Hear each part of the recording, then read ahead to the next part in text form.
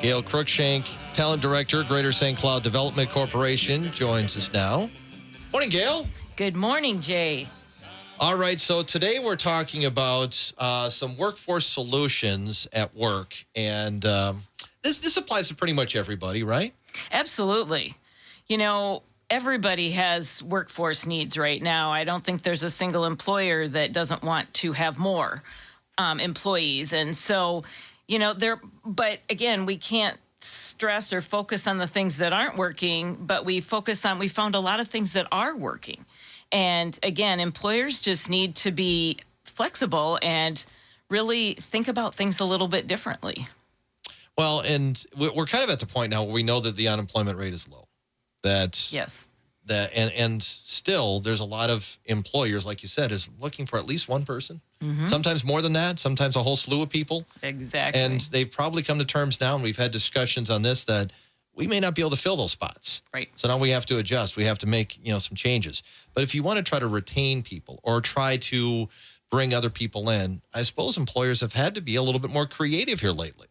They have. And again, it used to be that, okay, I want my employees to do this.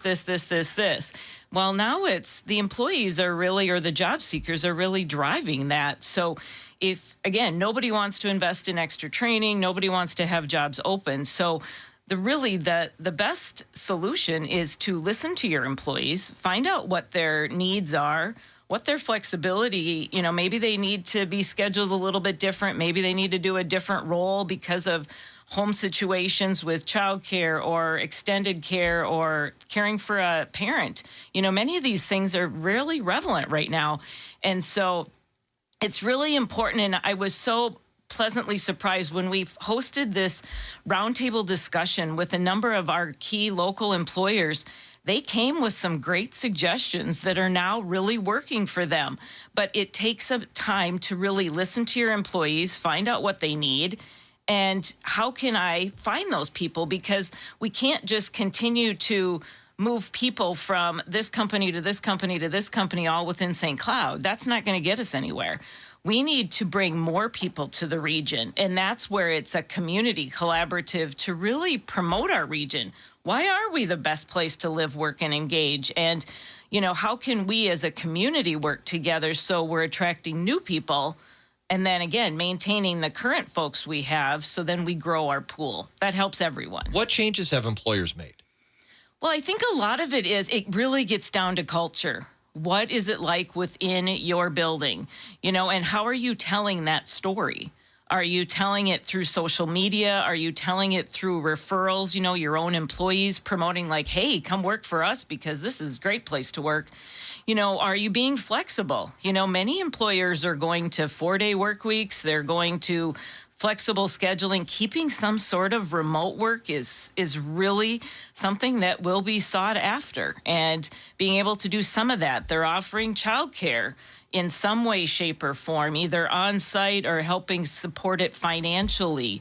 It's just really a matter of what do your employees need and want, because every employer is different. Some can't do the remote work, but maybe they can do some flexibility in a different way. One of the challenges that's come up here recently is inflation. Cost of living has gone up. Right. Have employers adjusted and been like, well, we want to keep our employees here. We need to give cost of living raises at least to our employees? Many have, and the ones that have are being rewarded with more success in hiring right now. Again, you have to be cognizant to all these things that are going on, and you can't expect people to just want to come and work for you. You have to be that place of choice, and we can be, but I think our biggest opportunity is to all work together as a community to say, this is why it's great here. And, we've got all of these amenities as well as a great place to work. And so, our employers are willing to, rally together. And I think that's what will make us successful, really promoting our region. We've got a lot of great things here, be it employers, but also fun things to do. And so we want to be that destination of choice. So it's not just the jobs, it's the what are you going to do outside of work? Exactly. Because we get a lot, employers attract new people to the region, but then if they don't feel like they're a part of the community, then more than likely they're going to go. And that's been, again, wasted time, energy, and dollars. So we want to make sure that we're embracing them, getting them connected, getting them involved in volunteerism, getting them involved in other projects. You know, they don't necessarily need to be the president of the company, but they want to feel valued and they want to see a succession plan where they can say, okay, I'm hired for this role, but I can see myself, this is how I'm going to get to this role through training, hard work, education, all that kind of thing. Gail, I know we've had discussion about worker shortage in the past, and I think it's worth bringing up just because there's been a lot of theories out there. And one is, okay, there's a lot of baby boomers who just decided, you know, when the pandemic hit, I'm going to retire. I'm just going to be done, and haven't come back to the workforce in large part. Yep. And then there's also individuals that they probably got more money at their job because the pay rate increased to a point where it's like, okay, I don't need to do that second job anymore. Right. With inflation now taking place, you know, even if you're getting that $18 to $20 an hour, your dollar's not going as far as it did before. Will some of those individuals that used to do a second job and then decided not to, will they go back to one? I think it's all up to that individual person. I think the pandemic, one of the things that it taught all of us is to reevaluate the important things in our life. And so some of those people said, I don't want to go back. I'm not going to go back to work. I've got enough to retire or enough to work part-time that I can still spend a lot of time with my family or whatever their desire is.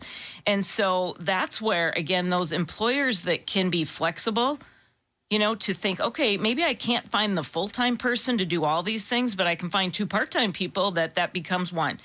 And that's that creativity that is working right now. Because we've got a lot of people that don't want to work 40 hours, but they're great at 20 or 30. And so we can't lose those people. You know, again, so it's giving them their flexibility. They can do other things personally or with family, but then they're still contributing to the community. And same with our youth. I mean, we've got youth that are really wanting to be engaged and start to work, but maybe they can't work a full-time job or maybe they can't do certain job requirements. But you get them in early, you keep them again. So it's thinking creatively to, again, match what our job seekers are. I mean, again, do your employees all represent what our community looks like? Diversity. You know, again, are you going to meet those people to, again, find that way to engage them in your community so your company looks like our community? So that's kind of what we're looking at here, is try to get more people into the community and then have, you know, a diverse work staff. Right. We've got people in our community that still want to work. It's, again, I think our employers being a little bit creative as far as how can they work. Maybe you need to change your job description a little, or maybe you split up a job, or you just look at it a little bit differently. Again, automation is going to be key in our future, but that doesn't mean less jobs. It means better aligning what employees and job seekers we do have to operate, you know, the work and equipment that they need to have. Gail, do you think that some employers realized because of the pandemic that there were some things they could do remotely that they never would have thought? Absolutely. And based on that, has that changed some of what their job requirements are for individuals now? It absolutely has, Jay. And I think we learned we can be a lot more efficient sometimes through remote and just thinking about things differently. And again, we all laugh about, those water cooler conversations. But when we were all in the office all the time, you add up all those 20 minutes here, 5 minutes here, an hour here. You know, now those people are focused on work, you know, because there is no distraction. And so they've gained some efficiencies. So then maybe you can do other things differently of the positions that need to be on site, or, you know, change what responsibilities make most sense and do them in a different way. And then we can be more efficient and more effective. Did you used to have more of those? Because you work remotely a lot, right? We're about 50-50 right now. Okay. And again, there's days where if I just have projects to pound out, I am much more efficient just at home by myself. You know, and again, we've got a small office, so I can imagine those that have large organizations, that can be sometimes harder just to focus on those specific jobs. But again, face-to-face interaction is key. People love that. They don't want to be totally behind a telephone or a screen. So I think that happy medium is really going to be where most communities land for those type of roles. So when you're talking about bringing people into the community, in some cases it's physically, but in some cases they could be working remotely in this community, but not living here. They can, yes. And our goal is to get more of those that maybe aren't living here to consider employment here. And with that goal of maybe they'll move here then. Or at least they're connected to our community and contributing in some way. Again, there's some folks that are maybe in a hybrid situation where they're in our community 3 days a week and they're remotely in the metro 2 days a week or whatever it might be. And so, it's helping to educate those outside of our community about who we are in Greater St. Cloud and what opportunities we might have. And I think we need to grow. We need to grow that because, again, we're a shrinking population. So we have to think creatively about what partnerships we can create and bring more excitement to the community so more people will want to move here and stay here. So, Gail, if people do want to find out more about the jobs available in this community, what are websites they should take a look at? Absolutely. stcloudshines.com highlights all of the jobs in our region through our JobSpot portal. And right now there's 7,800 jobs on there, and that's within a 3-county area. All of those jobs you do not have to relocate for, all different levels of expertise.